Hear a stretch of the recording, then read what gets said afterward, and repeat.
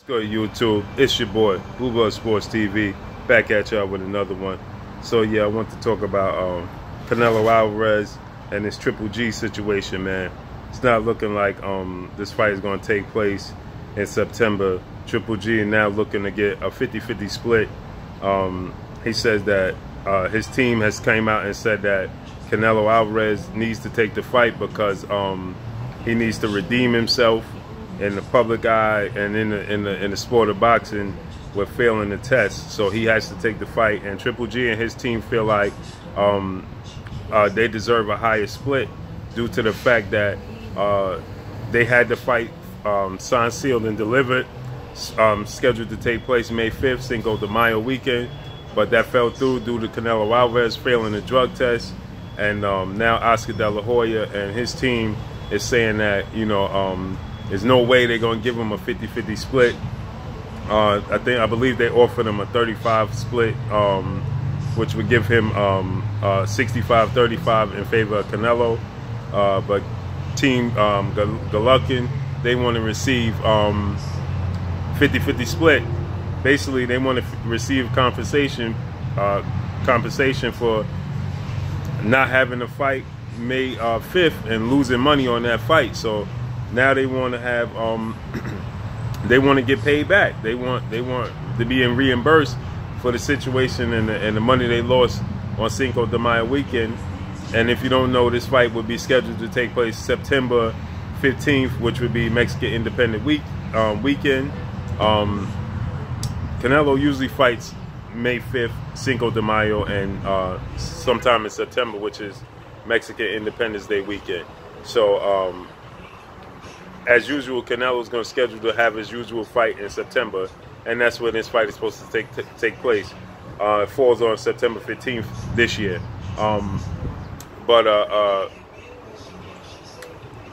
Triple G wants 50-50 split. Canelo's not willing to give it.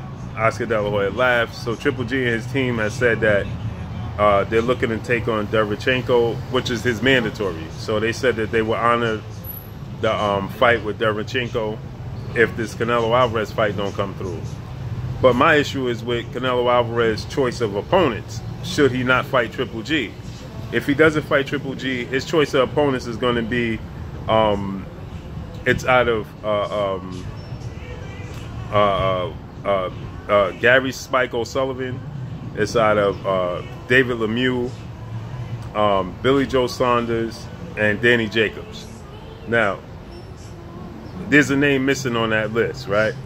That name being Jamal Charlo. It's obvious why he's not on that list. And the other obvious that's not being pushed to the front of the line is Danny Jacobs. You know, he's kind of the whisper of opponents. You know, the quiet of. He's not the favorite. You know, the favorite in the situation is looking like it's going to be David Lemieux or Spike O'Sullivan, Gary O'Sullivan. Those two fighters happen to be under Golden Boy's banner. They fight under Golden Boy. I don't see why this Gary Spike O'Sullivan and David Lemieux would be the front runners, other than the fact that they are on Golden Boy. David Lemieux got washed up by Billy Joe Saunders not too long ago. I think that was in November or something, December maybe. I don't really remember the exact day, but he got washed up in that fight, and now he's going to be pushed to the front of the line. I mean, Danny Jacobs could make a fight with Canelo Alvarez. He fights under Eddie Hearn, you know, in Matchroom. He's advised by Al Heyman, but he's not fighting under a certain promoter. Al Heyman is his advisor, so Danny Jacobs should be the fight. You know, seeing as though Danny Jacobs is the mandatory for Triple G, Canelo Alvarez and Team Golden Boy and all of that should be wanting to stick it to Triple G and make the fight happen between Canelo Alvarez and Danny Jacobs. You know, but that's not looking like it's going to be likely. It looks like Canelo Alvarez is looking to get a light touch fight. You know, a tune-up fight, so to speak. You know, he's a small middleweight to begin with. He fights at 160. He's a middleweight, but he's a small middleweight to begin with. he was making up his own weight at one point, fighting at 155. You know, but he's only 5'7", 5'8" at the most. You know, he's thick, he's stocky, but he's not a big fighter. You know, so most of the middleweights are gonna tower over him. As you saw in the picture where he had a picture of him and the Charlo twins, he looked really, really short and really, really small standing next to them in that fight.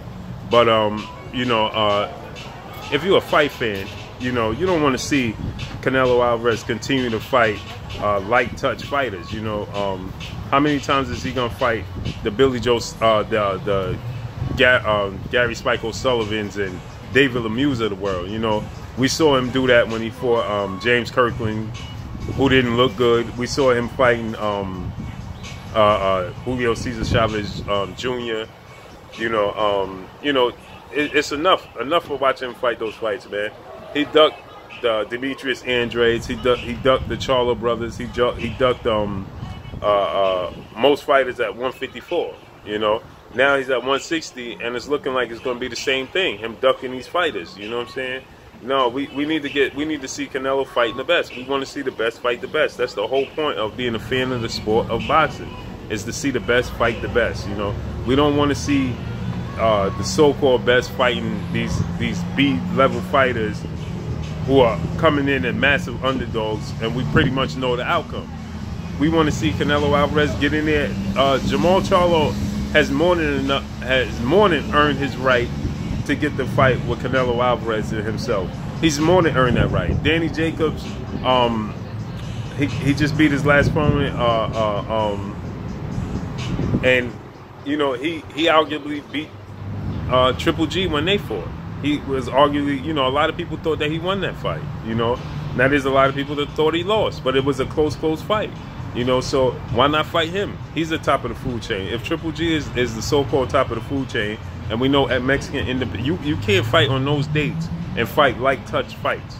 You know what I'm saying? Those are iconic dates in the sport of boxing. You know, Cinco de Mayo, September, Mexican Independence Day. You know, as that's the reason we saw Floyd Mayweather usually fight on those days, Cinco de Mayo and September, Mexican Independence Day weekend. You know, it's a reason for that, because those dates are iconic in the sport of boxing. So we can't have Canelo Alvarez running around fighting B-level fighters just to assure that he gets a win, for Golden Boy to secure their bag, secure the money, because he's their cash cow. You know, so nobody wants to see Canelo Alvarez versus Spike O'Sullivan on Mexican Independence Day weekend. Nobody wants to see Canelo Alvarez versus David Lemieux on Mexican Independence Day weekend.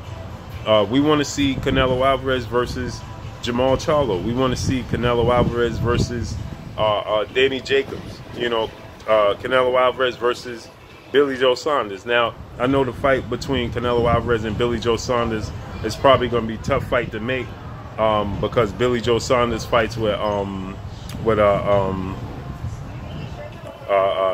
man, I forgot his name. Man, his name is slipping my mind, but damn, it's slipping my mind at the moment. But Billy Joe Saunders promoter and Eddie Hearn are rival promoters, so you know that probably be a little bit difficult to make. Even though we know Canelo Alvarez is not a Eddie Hearn fighter. You know, he's not a matchroom fighter. It's still, you know, Billy Joe Saunders promoter and Canelo Alvarez and Golden Boy don't seem to get along. You know, they seem to be at odds for whatever reason, and so that might be a tougher fight to make. But Canelo Alvarez versus Danny Jacobs, you know, is not going to be a tough fight to make. Even though Al Heyman is his advisor, Al Heyman is not going to stand in the way of Canelo Alvarez fighting. Al Heyman's not going to stand in the way of Canelo Alvarez fighting Danny Jacobs. Matchroom is Danny Jacobs' promoter. Al Heyman is just his advisor. So for all the situation and all the issues that Golden Boy had with Al Heyman, that's not going to stand in the way. So that's not an excuse, because Matchroom has done business with with Al Heyman and PBC fighters, and they've done business with Golden Boy, so it shouldn't stand in the way. You know, we should be able to get Danny Jacobs versus Canelo Alvarez. That fight should be easy to make. Danny Jacobs versus Jamal Charlo. Jamal Charlo doesn't even have a promoter. Only Al Heyman is his advisor, so that shouldn't be a hard fight to make. You know, like I said, the Billy Joe Saunders fight might be a little more difficult to make, but the Al Heyman, but the Danny Jacobs and the Jamal Charlo fight shouldn't be that difficult to make. So we don't want to see Canelo Alvarez versus Billy Joe. Versus David Lemieux and Gary Spike O'Sullivan, man. We don't want to see those fights. See, this is the problem with us as boxing fans and boxing reporters, and we can't keep allowing this nonsense to take place in the sport of boxing, man, because it brings down the sport, especially on these iconic dates. You know what I'm saying? We can't have this. You know what I mean? But that's all I got, man. Drop a comment in the comment section, man. It's the 4 opponents that's rumored to fight Canelo Alvarez. If he don't fight, Triple G is at the top of the list. Is David Lemieux, Gary Spike O'Sullivan, and Billy Joe Saunders, which we know Billy Joe Saunders don't stand a chance of landing that fight, especially seeing that Gary Spike O'Sullivan and David Lemieux are Golden Boy fighters. So, you know, that's all I got for y'all, man. Drop a comment in the comment section. Let me know what y'all think. It's your boy Blue, Blood Sports TV. Hate, like, comment, and subscribe. If you haven't subscribed, hit the subscribe button, hit the like button, hit the bell icon, get all new notifications. Follow me on Instagram at Blood Sports TV. Y'all already know what it is. Drop a comment in the comment section. Let me know what y'all think, man, about Canelo Alvarez picking a light touch fighter on Mexican Independence Day weekend, man. That's all I got for y'all. Drop a comment in the comment section. Let me know what y'all think. It's your boy Blue. Peace.